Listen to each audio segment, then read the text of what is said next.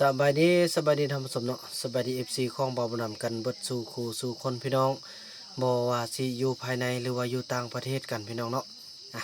คลิปนี้ก็เป็นคลิปหนึ่งที่เบาบุญนำได้เห็นคอมเมนต์ของ FC ท่านหนึ่งเนาะที่ไปเม่นอยู่ซ่องของเบาเตียงเนาะนั่นก็คือซ่องสำหองของเพิ่นเนาะซ่องอ่าเตียงอ่าเตียงทอง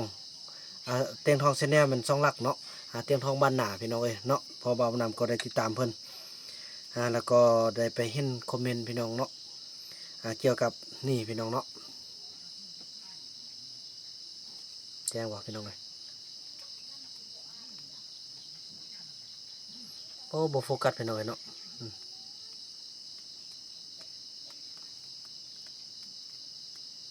อืม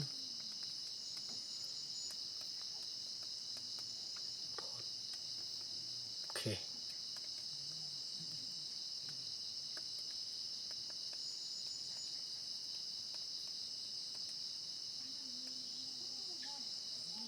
นี่พี่น้องเนาะโอ้ยบ่โฟกัสเพราะมันเลื่อมเนาะอันนี้มัน FC ที่ บ่าวนำขอเสลยเลยซะเนาะเป็น FC ที่นุกทรงหัวพี่น้องเอ้ยเนาะเป็น FC ที่นุกทรงหัวจั่วซ่องวัดจังซี่แหละพี่น้องเอ้ยกินข้าวเงินโตไปสู้คมเพิ่นเนาะที่มาที่ไปก็คืออยู่เนื้อในของอันทิปที่เบาเตียงว่าจะมาหาเบาบุญนำนั่นละเนาะที่เพิ่นก็ได้โอลม FC ของเพิ่นนั่นละแล้วก็บังเอิญมาเห็นก็สิแม่น FC ทั้งสองทางเลยแหละแต่เป็นนกสองหัวพี่น้องเอ้ยมาอยู่นำเบาบุญนำก็คอมเมนต์เว้าดีพี่น้องเนาะ@fgr เนาะ FCH พี่น้องเอ้ยเนาะก็ถือว่าเป็น FC ที่ว่าที่เบาบุญนำว่าเป็น FC ที่ว่าพี่บ้านว่าซะพี่น้องเอ้ยเนาะก็ถือว่าบางคำก็ให้กำลังใจบางคำก็แบบคืออิจฉาพี่น้องเอ้ยเนาะเบาบุญนำก็อดบ่ได้ละก็สิมาซะเลยในคลิปนี้เลยซะผู้นี้นี่แหละพี่น้องที่เบาบุญนำว่าพี่บ้าซ้ำบ่นำยังเป็นนี่นกสองหัวซ้ำพี่น้องเอ้ยเนาะ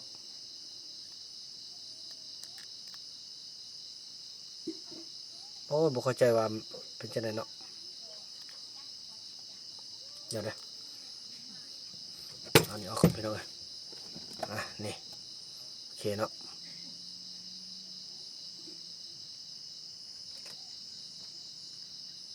เพราะน่าสุกแล้วอันแมงอันนี้นะ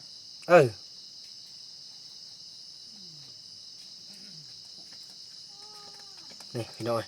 ก็อาจจะบ่แจ้งพอปานใดเนาะจะได้ทางส่งเท่านั้นทางเพิ่งนะบอกเราเอาช่วยๆมันให้จ้าอ๋อ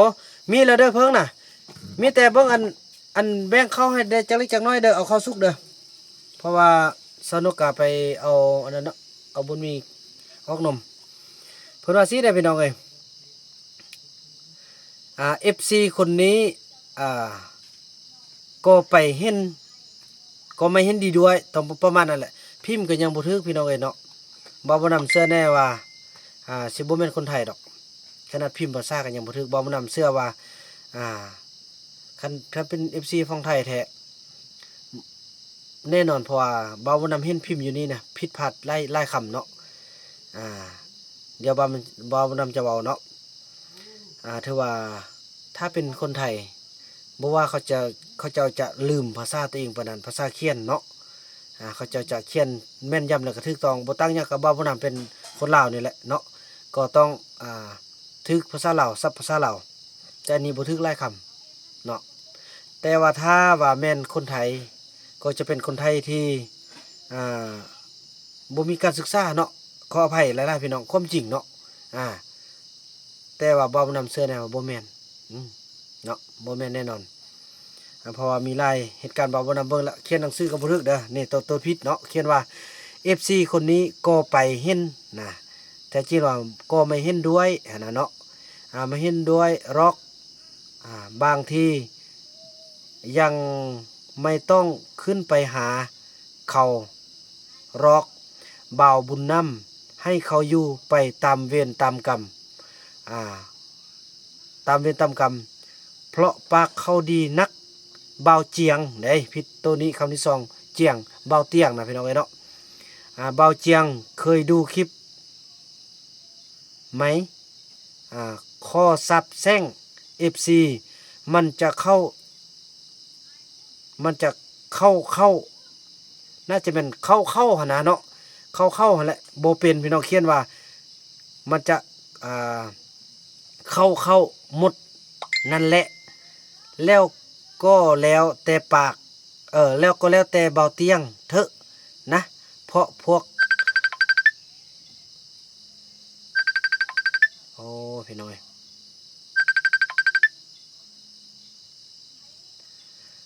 เพราะพวกเจ้าเป็นคนทางเดียวกันเราเป็นคนไทยพี่น้องเสนอว่าเป็นคนไทยอีกบ่นำการันตี 100% ว่าไม่ใช่คนไทยตัวคนลาวนั่นแหละตัวคนอิจฉานั่นแหละเนาะจะได้เอาขึ้นหน้าจอก่อนพี่น้องเนาะเอาขึ้นหน้าจอเอาพอมันก็บ่แจ้งเด้เดี๋ยวบ่นำจะขึ้นหน้าจอถ้ามีว่าจะบ่ตัดเนาะแต่บ่นำจะตัดเอาขึ้นหน้าจอให้เบิ่งทุกระยะเลยค้างอยู่นั่นเลยแหละพี่น้องเนาะอันนี้แหละพี่น้องเอ้ยนกซ่องหัวเนาะพี่น้องเนาะ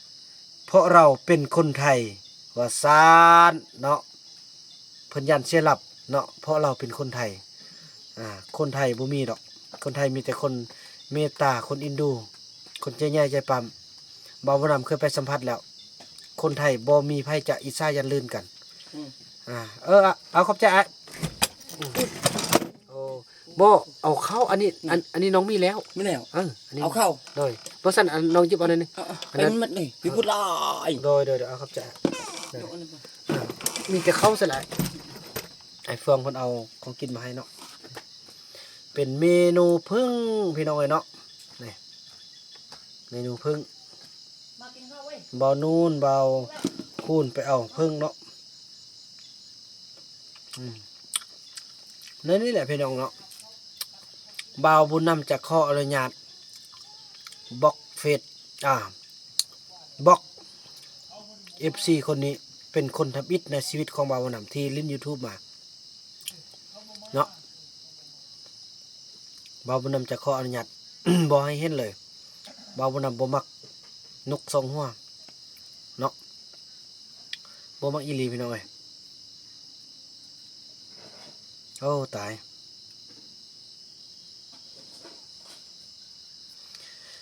ก็ถือว่า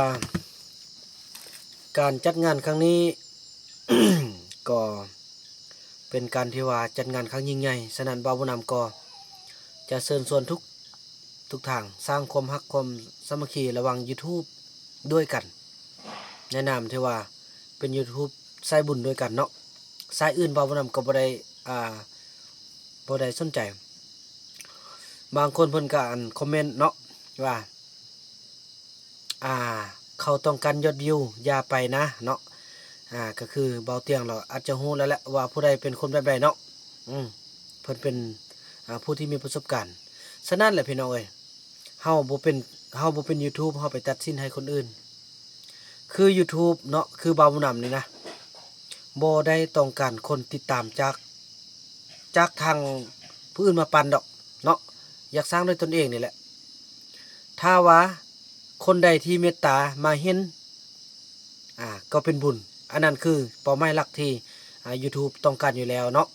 แต่ว่าจะให้คิดว่าเอายอดวิวเอาหยังคนติดตามจากเพิ่นเนาะบ่าวบ่นำก็บ่คิดถ้าเพิ่นมาบ่าวบ่นำก็ดีใจเนาะถ้าว่า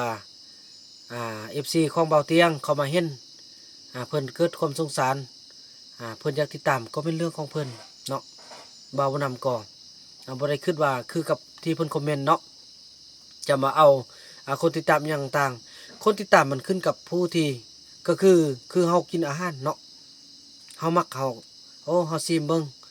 แซ่บเฮาก็มักเฮาก็กินเนาะแต่ว่าเฮาเบิ่งแล้วมันบ่แซ่บเฮาบ่เอามันก็เรื่องของผู้ที่จะเอาเนาะคือเฮามีเงินเฮาอยากไปซื้อของใดที่เฮามักเฮาก็ซื้อตัวใดที่เฮาบ่มักก็บ่ซื้อก็ประมาณนั้นบ่ต่างหยังกับคนติดตามเนาะเฮาจะไปบังคับว่าเจ้ามาติดตามค่อยได้เด้อเจ้าดันซ่องค่อยได้เด้อแสนเจ้าสิ บ่ดีนะเจ้าบ่ทึกสายตาเจ้าเฮ็ดในทางที่บ่ทึกบ่ทึกใจเขาก็บ่ติดตามฉะนั้นแหละคนที่จะติดตามนะเฮ็ดจังไดเขาก็ติดตามถ้าว่าเขาทึกใจเนาะฉะนั้นแหละคือกับเฮาทำความดีนี่แหละเฮาทำความดีอยู่แล้วคนที่ว่าเฮาทำความบ่ดีบ่ทึกใจเขาน่ะเฮ็ดแนวใดก็บ่ทึกใจมันเป็นจังซั่นแต่ก็เชื่อแน่การมาหาการแลกเปลี่ยนก็จะมีการแลกเปลี่ยน FC คือเบาเตียงเพิ่นก็ต้องมาเบิ่งซ่องเบาบ่นำFC ของเพิ่นเนาะและ FC ของเบาบ่นำก็ต้องไปเบิ่งของเพิ่นฉะนั้นแหละให้ FC เป็นคนที่ว่าตัดสินเองว่าจะติดตามบ่จะมักบ่อย่างต่างให้เพิ่นเป็นคนเลือกฉะนั้นเนาะมีบางคนไปตัดสินโดยอ้ายโดยขอบใจอ้ายเด้ออ้ายกินแล้วเด้อ พาเขากิน โดยขอบใจอ้ายเด้อจังซั่นเด้อพี่น้องถือว่าการกลับมาครั้งนี้บ่าวบ่นำก็ได้เช็ครายชื่อก็คือเราถ้าเบิ่งพี่น้องเนาะเช็ครายชื่อพอบ่าวบ่นำก็ต้องคิดอยู่แล้วว่าบ่าวเตียงเพิ่นมาแต่ไกลบ่าวบ่นำต้องได้เช็ครายชื่อ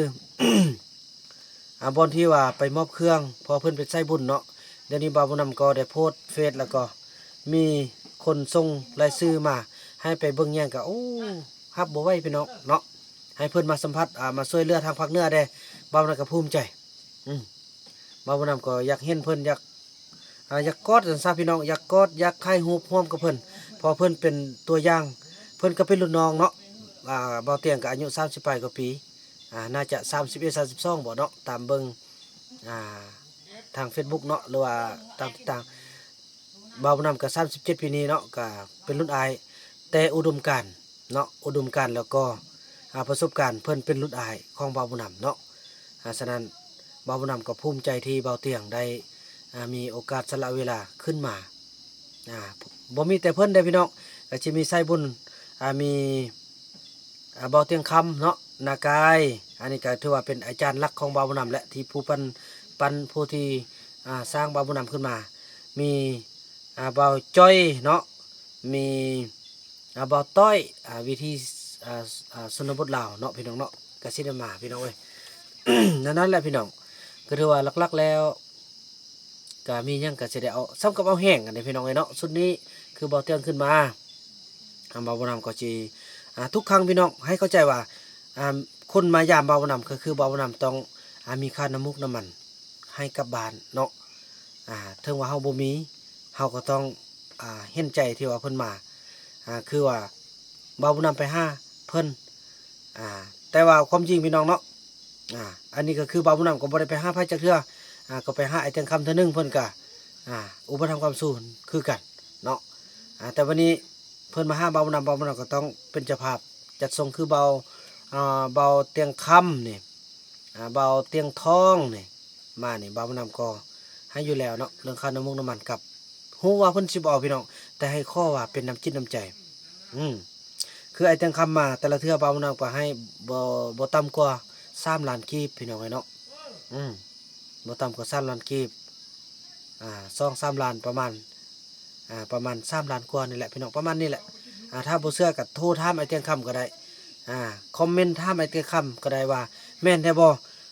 บ่าวเตียงคำที่เจ้าไปหาบ่าวบ่นำนะบ่าวบ่นำไล่ให้ค่าน้ำมุกน้ำมันในการเดินทางค่าอยู่ค่ากินอย่างต่างบ่าวบ่นำเอาให้แท้บ่เชื่อไปคอมเมนต์ถามบ่าวเตียงมาครั้งนี้ก็คือกันเนาะบ่าวบ่นำก็จะให้คือกันพอมาแต่ไกลเด้พี่น้องเอ้ยเนาะแล้วก็จะซอกเวียกให้เพิ่นก็คือว่าช่องทางช่วยเหลือตอนนี้ก็มีอยู่20 กว่ารายการละเขตละเนาะก็จะได้ไปกดกาเบิ่งแต่ละเขตให้พาเพิ่นไปเฮ็ดคลิปก็จะได้เข้ากองเพิ่นบ่าวบ่นำก็ภูมิใจละบ่าวบ่นำบ่ขึ้นอื่นเนาะพอบ่าวบ่นำก็ดีใจที่ได้มีYouTube ใส่บุญใส่ใหญ่YouTube รุ่นอายเพิ่นแหละพี่น้องเขาว่าประสบการณ์แล้วก็ทางซ่องเนาะเพิ่นมาเยือนฉะนั้นเฮาเป็นเจ้าถิ่นก็มีแต่ซอกพื้นที่ให้เพิ่นไปช่วยได้ช่วยบ่าวบ่นำก็ภูมิใจแหละได้หน้าได้ตาบ่าวบ่นำเลยแหละอย่างน้อยก็ว่าโอ้ยบ่าวเตียงนะคนดังบ่ดังบ่าวบ่นำพามาฮอดมาถึงอย่างน้อยบ่าวบ่นำก็มีชื่ออยู่ในนั้นบ่าวบ่นำก็ภูมิใจพี่น้องเอ้ยเนาะแล้วก็บางคนก็ว่าอย่าไปยุ่งเขตพื้นที่นั้นเป็นเขตที่ห่วงห้ามเป็นภาครัฐ บ่แม่นพี่น้องเอ้ยเนาะให้เข้าใจว่าภาครัฐอยู่เพิ่นช่วยเหลือแต่ว่าความถามว่าเพียงพอบ่ก็บ่ได้เพียงพอเนาะก็ถือว่าภาครัฐเพิ่นได้เปิดโอกาสให้ทุกภาคส่วนทุกคนได้มีโอกาสได้เข้ามาช่วยนำกันพี่น้องเอ้ยเนาะบ่ใจแคบคือกับผู้ที่เพิ่นคอมเมนต์เนาะคิดเองเองนั่นแหละพี่น้องเอ้ยพวกเฮาก็ประสานหากันหลายๆทางหลายๆเทื่อเพอเบาเตียงเพิ่นก็บ่ว่างเนาะครั้งนี้เพิ่นก็ตัดสินใจได้เพิ่นก็เบาบ่นำก็ได้อ่าเชิญเพิ่นหลายเทื่อเพิ่นก็เกรงใจเด้อพี่น้องแล้วก็เพิ่นก็อยากมาอีกเนาะเป้าหมายหลักในชีวิตครั้งหนึงเพิ่นก็อยากมาฉะนั้นเบาบ่นำก็ภูมิใจและก็ดีใจที่เบาเตียงได้มีโอกาสจะได้ตัดสินใจพาทีมงานเพิ่นขึ้นมาเนาะวันที่27พี่น้องพบกันตอนนี้เบาบ่นำก็ได้เกียมควาย1ตัวเนาะแล้วก็เกียมพิมพ์บัตรเชิญนับแต่ขั้นแขวงเนาะหรือว่าระดับจังหวัดนั่นแหละผู้ว่าสั้นๆหรือว่าเจ้าแขวงขนาดเนาะเจ้าแขวงเจ้าเมืองแล้วก็องค์การทุกๆองค์การบ่าวนำได้ส่งรายชื่อให้ทางเมืองจัดการแล้วก็เกี่ยมแพทย์ประจำสนามเกี่ยมเจ้าหน้าที่ในการป้องกันเวรยามครบวงจรพี่น้องงานนี้เป็นงานใหญ่เล็กแต่ยิ่งใหญ่พี่น้องเอ้ยเนาะเป็นครั้งประวัติศาสตร์ที่ว่ามีอยู่ในประเทศลาวเนาะก็ถือว่าเป็นผลสำเร็จของทุกๆคนที่เฮ็ดได้เนาะถือว่าเป็นผลสำเร็จของทุกคนในพี่น้องที่ช่วยเหลือเนาะจังซี่แหละพี่น้องเอ้ยเฮาสู้มาฮอดจุดนี้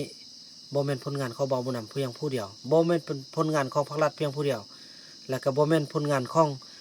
FC เพียงผู้เดียวฉะนั้นพวกเฮามีบุญสัมพันธ์กันเนาะเฮาจึงได้มาพบพ้อกันเฮาจึงมาพ้อกันเฮาจึงมาช่วยเหลือซึ่งกันและกันฉะนั้นแหละบ่าวน้ำบ่มีทื่นบ่มีฮอนแต่ก็เป็นสะพานบุญให้พ่อแม่พี่น้องให้คุณพ่อคุณแม่ที่ว่าอยู่ต่างแดน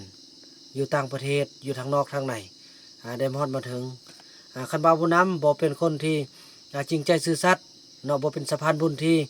ฮอดมาถึงให้ FC ก็จะบ่เกิดรายการนี้ขึ้นมาเนาะ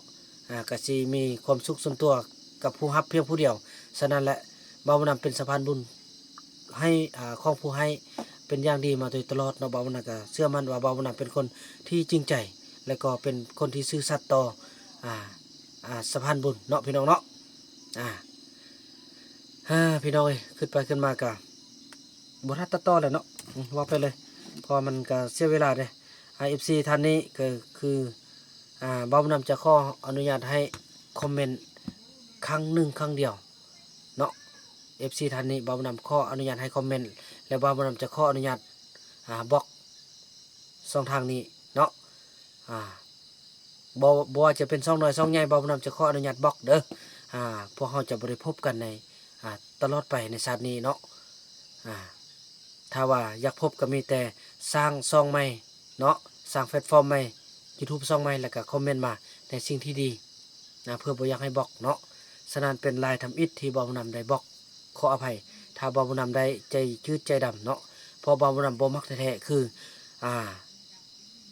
นกซ่องหัวนกซ่องหัวบ่าวนำบ่มักอีหลีพี่น้องเป็นสิ่งที่บ่าวนำบ่มักแท้ๆ แบบเพิ่นเอิ้นว่าตบหัวแล้วรูปหลังอยู่นำเฮาเว้าดีย่องยอสมเชยเฮาว่าเฮาเป็นจังซั่นจังซี่รับหลังไปเว้าแบบนั้นแบบนี้ให้คนอื่นฟังว่าเป็นจังซั่นจังซี่นะพี่น้องเนาะพี่น้องเอ้ยเนาะเนี่ยกินเพิ่งพี่น้องโอ้มากินเพิ่งกันเด้อเขาเจ้านึ่งให้กินนั่นนี่แหละพี่น้องเฮาสร้างบุญนะเมื่อฮอดยามเฮานั่งอยู่ละลาเขาเจ้าก็เอาของอยู่ของกินมาให้พอเขาเห็นความอิดเมื่อยของเฮาเขาเห็นความทุ่มเทของเฮาเนาะช่วยคนนะพี่น้องได้บุญกุศลยิ่งใหญ่แท้บ่ขึ้นยังขึ้นเห็นเบาส่งนะพอเฟื่องเรานะแล้วช่วยเบาส่งตอนน้อยตอนที่ว่าซื้อจะเข้ามาอยู่บ้านนะมันนี้ใหญ่ขึ้นมาฮอดยามที่ว่าได้มีห้องมีเฮือนเป็นของตนเองเบาเฟื่องกับบ่มีบนอยู่บนนอนฉะนั้นแหละก็ได้มาพึ่งบุญของลูกเพิ่นมันก็จังซั่นเนี่ยพี่น้องคือทุกท่านนี่แหละได้ช่วยเบาบุญน้ำได้ช่วยพระต้องเหลืองบ่มีอันนึงกับอันนึงที่จะดีขึ้น เนาะคือบ่าวบุญนำนี่มาช่วยเขาเจ้าในฮอดตอนนี้เขาเจ้าก็ฮู้ได้บ่าวบุญนำอัดคลิปเพื่อหาเงินซื้อข้าวซื้อน้ำให้เขาเจ้ากินเขาเจ้าก็ปิดเพลงฮู้ว่าบ่าวบุญนำจะกินข้าวเขาก็เอาข้าวเอาของกินมาให้นี่จังซี่ล่ะพี่น้องเขาเจ้าฮู้ว่าเฮาเฮ็ดเพื่อพวกเขาเนาะจังซั่นล่ะพี่น้องเอ้ยเนาะฝากขอบคุณทาง FC ของบ่าวเตียงเด้อที่จะมาย้ำบ่าวบุญนำแล้วก็ฝากFC ของบ่าวบุญนำไปติดตามของซองของบ่าวเตียงเด้อผู้ใดที่ยังบ่ได้ติดตามเนาะเชื่อแน่ว่าหลายท่านคงจะมาจากบ่าวเตียงทองเนาะที่มาพบกับบ่าวบุญนำแล้วก็บ่ท่านพบบ่าวบุญนำก็ไปให้กำลังใจติดตามซองบ่าวเตียงทองด้วยเนาะถือว่าคลิปนี้ก็สิขออนุญาตจบคลิปกันสำนี้ก่อนพี่น้องเนาะเพราะเดี๋ยวนี้บ่าวบุญนำกำลังจัดแจงเรื่องงานหลายอย่างพี่น้องเอ้ยเนาะเพื่อเตรียมต้อนรับงานใหญ่นั่นแหละพี่น้องเอ้ยขอบคุณทุกท่านแล้วก็ทีมงานของบ่าวเตียงเนาะที่จะมือยามทำข่าวพี่น้องเพราะต้องเรื่องบางเทื่อก็จะพาเพิ่นเข้าไปเบิ่งอยู่ในป่าเพราะแหละคันเพิ่นอยากไปเนาะส่วนรายการที่ว่ารายชื่อที่ช่วยเหลือนั้นมีอยู่แล้วบ่าวบุญนำเกมจัดเกมมาเพิ่นเป็นที่เรียบร้อยแล้วเนาะมากับบ่เสียเป้าแน่นอนก็มาก็บางเทื่ออาจจะยืมกันเป็นเดือนพุ่นแหละหรือว่าเป็นอาทิตย์2อาทิตย์เนาะเอาตามที่บ่าวเตียงว่าเนาะพอเพิ่นมาช่วยบ่าวบุญก็ดีใจมาอยู่พี่บ่าวนำกับจีเบิงค่าอยู่ค่ากินอย่างต่างเท่าที่บ่าวนำจะเฮ็ดได้แหละพี่น้องเนาะแต่ที่แน่ๆคือค่าน้ำมุกน้ำมันเวลากลับบ่าวนำให้แน่นอนพี่น้องเอ้ยเนาะก็บ่แม่นว่าอวดบ่แม่นว่ามีเงินหลายแต่จริงบ่าวก็บ่าวนำก็เป็นหนี้เป็นสินนั่นแหละคือทุกคนได้ฮู้แต่ว่าอันนี้คือน้ำใจเนาะเงิน5ใดพี่น้องน้ำใจ5ยากจังซั่นแหละพี่น้องเอ้ยเนาะจังซั่นแหละพี่น้องคลิปนี้บ่าวนำขออนุญาตกล่าวคำว่าสบายดีเด้อพี่น้องเนาะ